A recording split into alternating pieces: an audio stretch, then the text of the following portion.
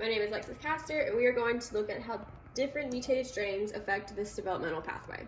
So first we have a mutated P strain. It is important to note that a mutation will only affect things downstream.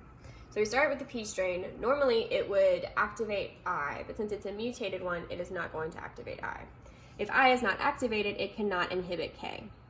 So K is free to inhibit E. If it inhibits E, E is not able to produce spikes. The second one, we have a mutated I strain. If we start with the I, since it would normally block K, if it's mutated, it's not going to block K.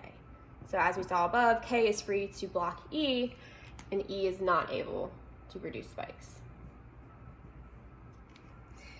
Here we have our first double mutation. An easy trick to solving these problems is to identify the strain that is most downstream and see how it affects the pathway. So in this one, E is going to be the most downstream strain. So if E is mutated, normally it would produce spikes, but if it's mutated, it will not.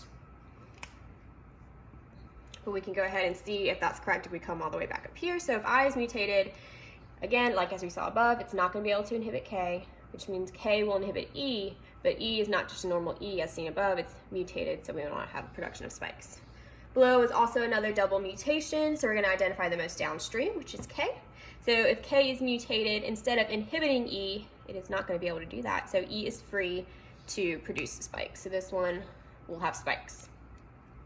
In this original network, we can see that with 0 mutations, we will have the production of spikes. So S is going to activate P, P activates I is going to inhibit K, so K is basically not doing anything to E, and we're going to have the production of spikes.